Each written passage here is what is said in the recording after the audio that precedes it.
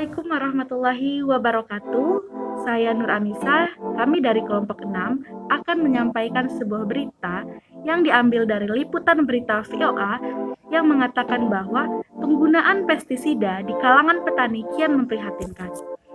Diambil berita dari kompas.com, kami mengambil salah satu berita, petani ditemukan tewas dengan tangki pestisida masih di punggung. Dari liputan-liputan yang kami ambil, ada satu komentar yang mengatakan, sebaiknya pemerintah dan jajaran terkait memberikan penyuluhan dan solusi yang tepat agar pemakaian pestisida yang bisa meracuni konsumen ini bisa dikurangi dan kalau bisa dihilangkan, karena akibat yang ditimbulkan akan mengakibatkan kerugian yang lebih besar bagi masyarakat maupun pemerintah dengan banyaknya penyakit yang harus diobati. Dan sekarang ini nilai jual produk buah dan sayuran yang tidak menggunakan pestisida lebih tinggi dan diminati masyarakat yang mengerti daripada buah dan sayuran yang menggunakan pestisida dalam penanamannya. Selanjutnya, kita akan mendengarkan satu berita yang akan disampaikan oleh Bernadetta Rahmantika serta pencegahan dan penanggulangan agar para petani tidak keracunan pestisida yang akan disampaikan oleh Cindriani dan Yeni Fatmasari.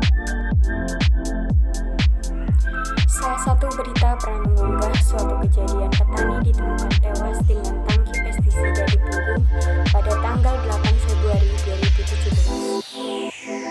Seorang petani di Trenggalek, Jawa Timur, ditemukan tewas di sawah ketika melakukan penyemprotan hama. Petani yang ditemukan tewas tersebut bernama Pailan, berusia 60 tahun. Korban meninggal diduga akibat keracunan pestisida karena korban tidak menggunakan masker saat melakukan penyemprotan. Korban ditemukan oleh petani lain sekitar pukul 4 sore dengan kondisi tangki pestisida masih berada di punggung. Menurut keterangan keluarga, korban berangkat ke sawah sekitar pukul 7 pagi tanpa sarapan terlebih dahulu. Karena perut dalam kondisi kosong, kemungkinan fisik korban dalam keadaan lemah, ditambah menghirup pestisida pembasmi hama.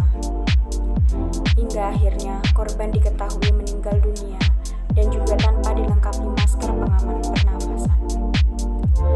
Dari berita tersebut kita dapat memahami bahwa bagaimanapun kita harus peduli akan adanya pestisida di lingkungan kita, sehingga kita juga dapat memahami gejala dan tanda keracunan pestisida serta cara penanganannya. Kenyataan yang ada di masyarakat selama ini, umumnya masyarakat tidak menyadari gejala keracunan pestisida karena gejala yang muncul tidak spesifik seperti pusing, mual, muntah, demam, namun secara kronis dapat menimbulkan penyakit serius seperti kanker.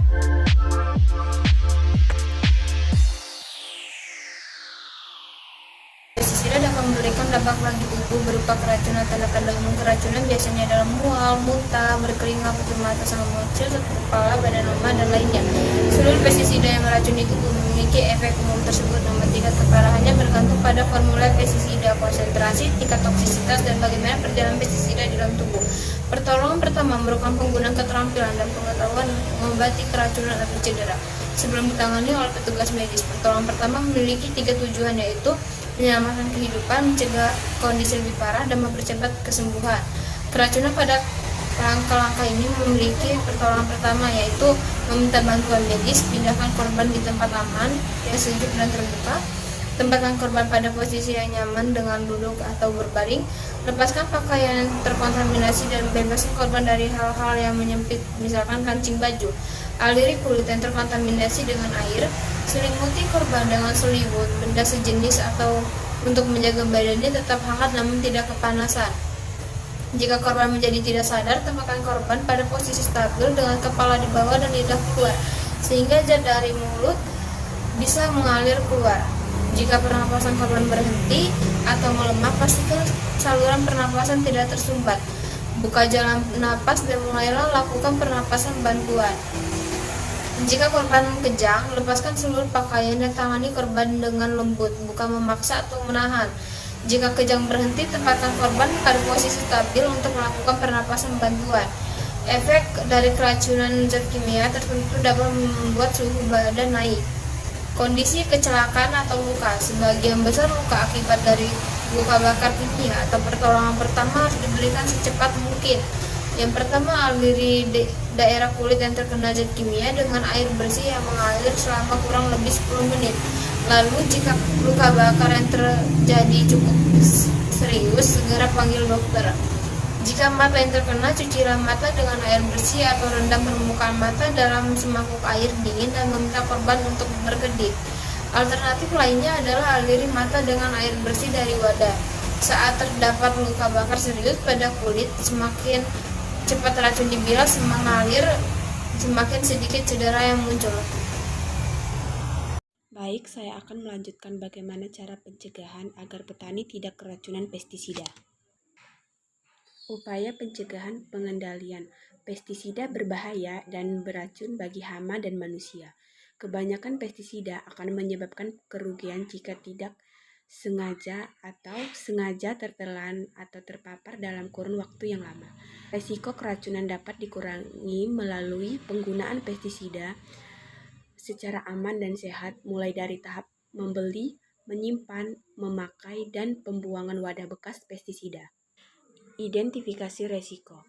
Identifikasi resiko, dampak kesehatan terhadap penggunaan pestisida di tempat kerja diawali dengan melakukan identifikasi penggunaan pestisida pertanian.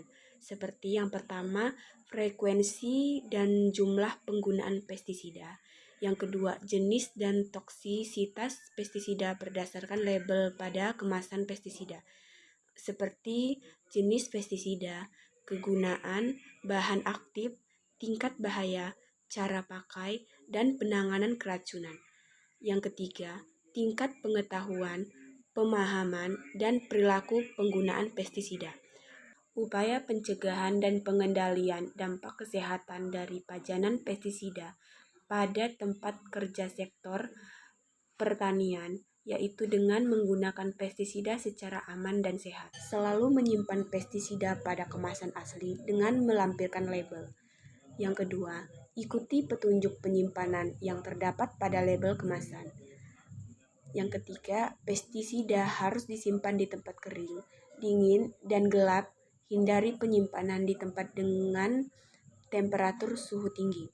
Yang keempat, menyimpan pestisida di rak-rak yang cukup kuat. Memasang tanda peringatan pada pintu untuk mengindikasikan tempat penyimpanan pestisida.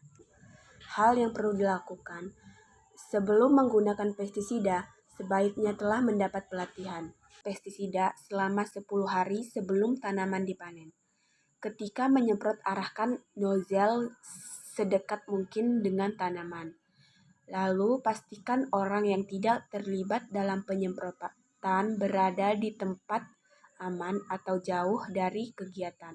Konsumsi air putih yang cukup dapat membantu mengeluarkan racun melalui keringat dan air seni akibat paparan pestisida saat bekerja. Baiklah, kita ke alat pelindung diri dalam penggunaan pestisida. Penggunaan dapat mengurangi pestisida jika menggunakan alat pelindung diri, seperti yang pertama, pelindung kepala, pelindung mata dan wajah, alat pelindung pernapasan, sarung tangan, pakaian pelindung, sepatu boot yang terbuat dari karet. Alat pelindung diri harus dalam kondisi baik. Sarung tangan harus bisa melindungi, nyaman digunakan, dan cukup fleksibel saat memegang kemasan pestisida.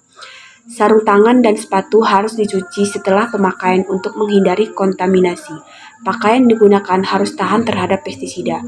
Pakaian dicuci terpisah dari pakaian sehari-hari. Alat pelindung diri harus disimpan dalam keadaan bersih, kering, dan ruang yang memiliki ventilasi yang baik. Menggunakan masker atau respirator sesuai standar. Satu berita yang kami ambil serta pencegahan dan penanggulangannya.